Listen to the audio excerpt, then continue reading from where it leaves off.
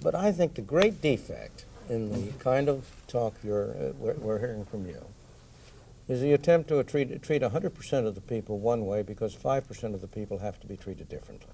There are disadvantaged children like the crack babies. And as Gordon was saying before, they cannot be treated like everybody else. I quite agree. No question. But I would like to have a system in which 90% of the parents, that 90% which will make sense, which we do trust in every other way to be responsible for their children, that 90% has the greatest opportunity to provide their children with the kind of schooling that they will think will benefit their children most. And we have special treatment for the 10% falling out. Now, you take your public school or government school in San Francisco. Of course there are exceptions in the public school system. There always have been. We showed one in the film of the school outside Boston, which was a very good school for a different reason. The problem is they don't last. And the problem is that they cannot become general because there is no mechanism for getting rid of the bad schools. There's no effective accountability. And the only effective accountability you can have is the right of the customer to say, I won't buy or I will buy. Let me ask another question, Dr. Friedman. What about the schools? Will they be required to take all children once the parents have made the choice? No, not at all. Any more than restaurants are required to admit all customers. Well, they are required to admit all customers on the basis of race. There Yes, I would in that case. Again, I'm saying that the use of the voucher can be contingent on certain requirements. And I think it is generally agreed that non-discrimination with respect to race would be one of them. Now, it's an interesting thing, in fact, that in the private religious schools, the Catholic religious schools, they tend on the whole to have a larger mixture of minorities than most so-called public schools. And the reason is very simple. The minority parents get such bad schooling in the areas where they are that even though many non-Catholics, for example, the proportion of blacks in Catholic primary schools is very high. I've forgotten what it is. But they get a better schooling there. They feel they have better discipline. And they're willing to pay for it. And they're willing to pay for it. But if that's true, it's interesting that the Coleman results show that although the private schools outperform the public schools academically, it's by a very small amount. That is, the private schools, adjusting for race and social class, are about the 52nd percentile relative to the public schools being at the 50th percentile. And what's of interest to me is why is it that 48% of private school children are performing below the average for public school children? The answer to that is that you have only a very limited degree of competition in the private schools. The Catholic schools and the parochial schools in general have a comparative advantage over strictly private schools. Here you have somebody down the street who's giving something away for free, and you're going to try to sell it. It's kind of difficult to do.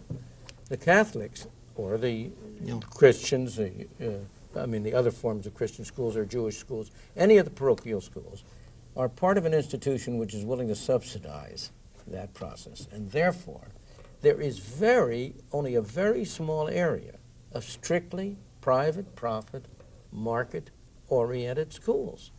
And if you had that, I think the performance would go up enormously. If you look at certain areas where you do have private schools, like in training television technicians and the like, they perform extremely well. No, we have to talk about that sector because that's a very interesting sector. The guaranteed federal loans, as you know, apply to the post-secondary proprietary schools as well as colleges and universities. And a whole sector has risen to serve the poor. And but those guaranteed loans have become a scandal. That's absolutely right, and they become a scandal mostly in this post-secondary sector, post-proprietary institutions that serve the poor. They get them to sign these forms. Of course. And you know this. It's terrible, system. it's disgraceful. And there are 70 to 80% loan defaults that all of us at this table are paying for. Of course, they're very small relative to the savings and loans debacle.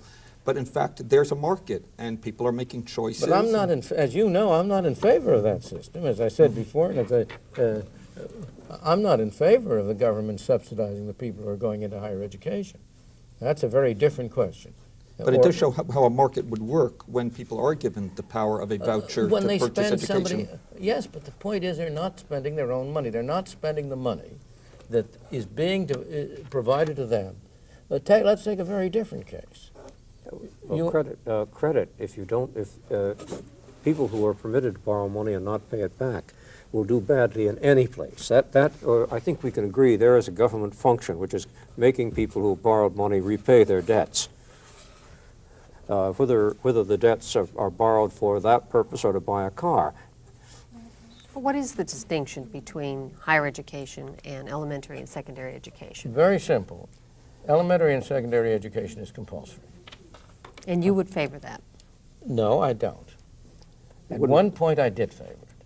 But the more I have studied it, the more I have believed that the extent of schooling that would be voluntarily attained would be large enough so that there would be no additional advantage in compelling the small number who are left. That is, if without compulsion, only 50% of children would go to school, then I would have to say compulsion can be justified because of the importance of having a school population. But I have become persuaded that if there were no compulsion, 90% of the kids would go to schools. And therefore, I no longer see the necessity of compulsion. This, in fact, was true in England before they introduced the public school system. Ed West demonstrated, I think it's higher than 90. I think it's 95 or 97%. And it was his work that persuaded me of it. Yeah, well, it's okay. But he also looked at the United States, and it's very hard to get this in the United States because of the different states are different. The schooling of children occurs at the intersection of two basic rights. One is the right for me to bring up, and I have 5 children and a grandchild, but the right for me to bring up my children the way that I see fit. The other right is the right of a nation to school its children or to reproduce values and attitudes and knowledge that help to sustain the particular things, including respect for these various amendments that the nation stands on. It would be wonderful if there were no conflict between the two, but the fact of the matter is we know historically there has been conflict between the two, and the question is how we're going to resolve that conflict. But at the moment, I think the conflict is produced by the public school system. I think it is disgraceful that this is, as I understand it, the first generation in American history that is going to be more poorly schooled than its parents. And I see no way you can defend and say that somehow this conflict you've described can justify the kind of school system we have, and you don't. Well, I'm trying to look, though, for your insights into how we solve this, because we agree on the problem. The question is the solution. Now, American children apparently watch 19.5 hours of television a week, according to one of the Gallup polls that I saw. Japanese children watch about 2.5 hours. I think we agree that commercial children's television is not what we'd like it to be educationally. And yet they usually walk adult television. That's even worse. But are you talking about more control rather than less control? Well, the question that I have is this. The same parents now who simply derogate responsibilities for most of the education of their children outside of the school to a TV set that's showing inane kinds of experiences are the same parents who are very sensitive and concerned. I think we have to help them to become better parents. I think we have to work with them. But I don't think that if, as we sit here now, I think that all educational professionals are responsible for working with parents and for children. The educational professionals who are going to make any decisions of this sort are those who have either directly or indirectly been selected by the parents. You've got to remember this is a democracy. We vote for these things. We all agree on the critical importance of education. I hope you've enjoyed our discussion and that it will continue to provoke your thoughts on who should choose our children's school. Next week on Free to Choose, we'll be discussing an issue of critical importance to the founding of this nation, equality and the rights of the individual. Much of the moral fervor behind the drive for equality comes from the widespread belief that it is not fair that some children should have a great advantage over others simply because they happen to have wealthy parents. Of course it's not fair. But is there any distinction between the inheritance of property and the inheritance of what at first sight looks very different?